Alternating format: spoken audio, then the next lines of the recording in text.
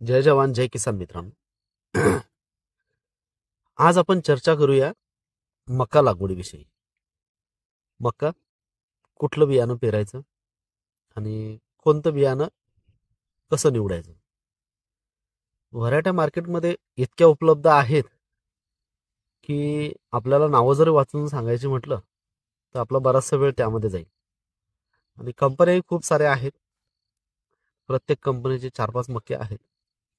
एवढे जर मक्के जर आहे मार्केटमध्ये, मग लावायचा नेमका कुठला आणि निवडायचा कुठला, हा सर्वात मोठा पेच आपल्यासमोर तयार झालेला असतो. तर मका वाण निवडताना सर्वात महत्वाची बाब एक असते की त्याचं जर्मिनेशन कसं आहे. हा एक सर्वात महत्वाचा पार्ट असतो. आपल्याला त्या कंपनीविषयी विश्वास काय आहे, त्या कंपनीचा अगोदरचा अनुभव काय आहे, त्या कंपनीचे आपण इतर बियाणं लागवड केलेली आहे का, हा एक सर्वात महत्वाचा पार्ट असतो. जेणेकरून आपली फसवणूक होणार नाही, आपली अडचण येणार नाही आपल्याला बियाण्यामध्ये आणि उत्पन्नामध्ये. आपण ज्यावेळेस मक्याचं वाण निवडतो त्यावेळेस त्याच्यामध्ये सर्वात महत्वाची बाब एक लक्षात घ्यावी अशी वाटते की त्याचं जर्मिनेशन कसं आहे. हा एक सर्वात महत्वाचा पार्ट आहे, जेणेकरून आपला बियाण्याचा खर्च कमी होईल. कुठलं जरी मक्याचं जरी वाण जर घेतलं आपण, तर जवळपास त्याच्यामध्ये 2,000 रुपयाच्या जवळपास प्रत्येक बॅगची किंमत आहे. आणि जर आपल्याला जर जर्मिनेशन जर व्यवस्थित जर नसेल तर आपला नाहक 2,000 रुपये खर्च एकरी वाढणार आहे. तसंच आपला बियाण्याचा सीड रेट आहे एकरी जवळपास 7 ते 8 किलो, म्हणजे जवळपास झाडांची संख्या येते 22 ते 26,000 पर्यंत. हा एक सर्वात महत्वाचा पार्ट आहे. पण हे झालं जर्मिनेशन विषयी. पण आपण आता खरीपमध्ये मका लागवड केलेली आहे. त्या मक्याविषयी कुठला मका चांगला आहे, आपण भरपूर जाती असे लावलेले असतात, आपल्या मित्र कंपनीमध्ये लागवड केलेली असते. तर आपण चांगला मक्का कुठला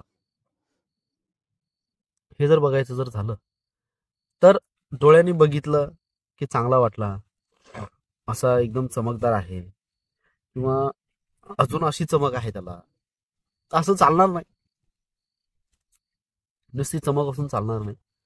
तर त्याचा एक फॉर्म्युला आहे, सेलिंग पर्सेंटेज. म्हणजे बिट्टी गंडोरी याचं आणि दाण्याचं वजनाचा रेशो काय आहे, हा एक कॅल्क्युलेशन आहे छोटंसं. हे जर आपण जर काढलं तर मला असं वाटतं की आपल्या लक्षात येईल की कुठलं वाण चांगलं आहे. सेलिंग पर्सेंटेज म्हणजे पूर्ण कणसाचं वजन जर काढलं, समजा याचं जर वजन जर भरलं समजा 300 ग्रॅम, 300 ग्रॅम जर पूर्ण कणसाचं वजन आहे, तर ही जी गंडोरी किंवा बिट्टी आहे याचं वजन हे 60 ग्रॅमच्या वरती नको आहे, म्हणजे 20% वरती नको आहे.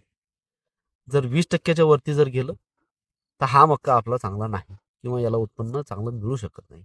हा एक सर्वसाधारण फॉर्म्युला आहे. आणि याचं वजन, दाण्यांचं वजन हे जवळपास 80%च्या वरती भरायला पाहिजे. हा एक सर्वात महत्वाचा पार्ट आहे, जेणेकरून आपल्याला चांगला मक्का निवडताना मदत होईल. आणि कुठलंही मक्याचं वाण जर घेतलं तर त्याच्यामध्ये तुम्हाला अळीचा किंवा अजून कुठले कीड रोग येतात किंवा नाही, हे एक पाहणं गरजेचं असतं, जेणेकरून आपला फवारणीवरचा खर्च हा नाहक होणार नाही किंवा आपली कल्टिवेशन कॉस्ट वाढणार नाही. हा एक सर्वात महत्त्वाचा पार्ट आहे. तर नक्कीच मित्रांनो, या व्हिडिओच्या माध्यमातून तुम्हाला मक्याचा वाण निवडताना फायदा होईल असं मला वाटतं आणि मी थांबतो.